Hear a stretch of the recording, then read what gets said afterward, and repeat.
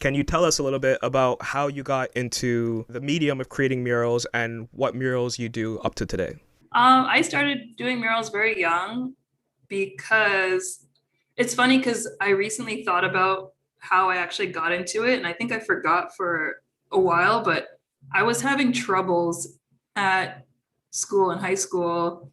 And I think it was related to social interaction. Again, I was like very shy, whatever. So my art teacher suggested that I see the guidance counselor, and the guidance counselor had this the sheet pinned to his bulletin board, which was asking youth to participate in a mural project with Mural Roots.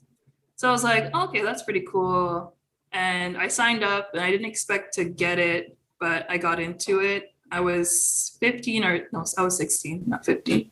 I was 16. And that was the first mural project I ever participated in. And I was working with four other youth artists who were all around the same age. We did a mural in Brimley and Eglinton, and it was a temporary mural. So it was done on like MDF board and put up. The building that it was put up on unfortunately got demolished. So it was, the murals were moved like across Scarborough. I think they're on Warden somewhere now. I forgot exactly where. But that was my first experience doing a mural project, and that was my first job. So I'm like, wow, I can get paid, and I can, hang out with other artists and paint a mural. Like at that age, I was just like blown away by the potential of this thing. And street art and mural art at that time wasn't really that big. This was back in 2008. So it wasn't something that was really funded or pushed necessarily by the city as it is now. So after that, I, continued to do mural projects with community-based organizations such as Mural Roots, Art Starts, Center 55, and Harborfront Community Center. So I did that for a couple of years, and I was still very young, so I was considered a youth artist. So I did that until 2017, so community-based murals. And then 2018, I started doing murals independently. And my first opportunity was with this organization called Women's Paint, run by Baraket, who is a great mural painter who paints in Toronto, but also she's done some murals internationally as well. So she allows an opportunity for women to paint, women and non-binary people to paint. And she created that organization because there was a not a small, but a lack of women painters in street art and in Toronto. So she felt the need to create this organization and this event for women painters, which was amazing because it was my first opportunity to showcase what I could do. I was super nervous. Like I remember the first day on site, I kept like painting small areas at a time because I didn't want to mess up.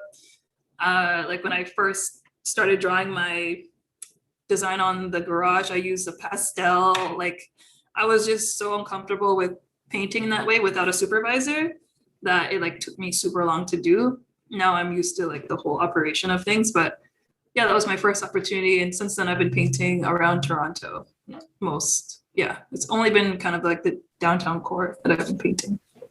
Incredible. So you're teaching art now and you're passing Mhm. along your knowledge and your experiences to others. Is there anything about the method of your teaching that you bring to your students that may differ from how you were educated? For sure. So I always tell my students how it is.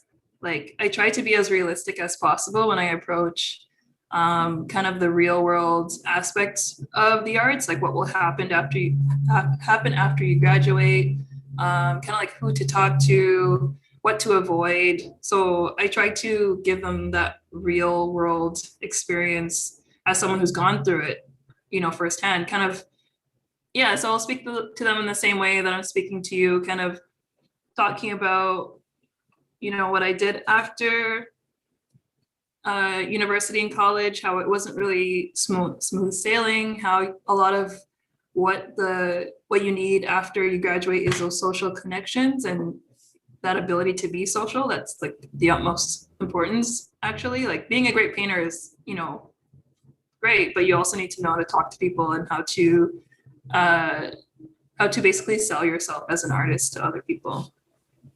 Do you think that teaching the realities of like what it takes to get into the art world and like what challenges you may face, like is that something that someone has to be taught, or like you can tell them but they really won't understand it until they actually experience it for themselves? Yeah, I think it's one of those things that you can talk about, but you never really understand until you're in it. But it's always good to be prepared for that. I know that like coming up, people would say things like your demo's going to get rejected 100 times, and you're going to get turned down by this person. You're going to have doors shut in your face. We all hear that, but it's not until Mm-hmm. like you actually go through it 100 times, it does start to chip away at you, and it does start to affect you a little bit. But I Yeah. feel like especially as an artist, because like you can tell when somebody is talented, but just for whatever reason the stars don't align, so maybe there's an opportunity that won't come to them, or for some reason they're not able to overcome certain hurdles, and that's unfortunate because like at least for me it does affect me and my ego. It does affect my inspiration a little bit.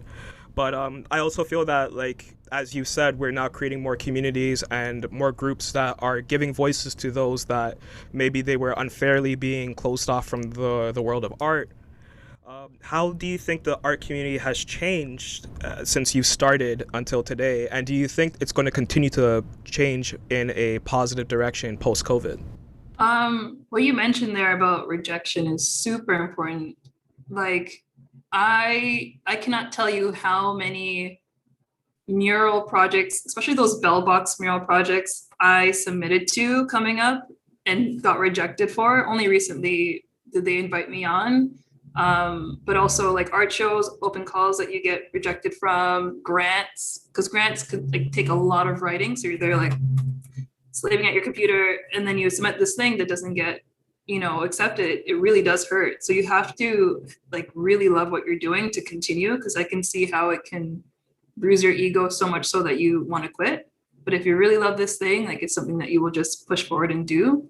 um, I think with COVID it will change the sphere of the art world a lot. And I think in one way that it can change and hope it will change and continue to do is the way that a lot of shows have been able to adapt to COVID just shows you how these spaces could be more accessible to people who cannot travel to, say a gallery or say like a music festival, et cetera, et cetera. Like they've shown us that you can do these artist talks via a Facebook Live. You can have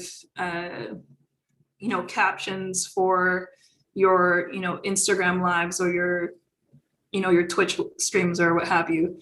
So I think it's showing us that the art world is a little bit more accessible than it was, right? Or than it was presented to be. Like the technology was always there, but now I think it will provide an opportunity for people who are not physically able to go to these spaces to attend these shows, and people who felt kind of socially, barred out of these spaces to attend perhaps virtually, or in like different ways, right? So I've been seeing art shows, certain galleries do these VR gallery spaces where you can actually like walk around the gallery using either a VR headset or just your phone, any sort of interface, to just walk around and interact with the art pieces as you would if you were physically in the space, which is something that I think a few people experimented with before, but it wasn't really taken that seriously.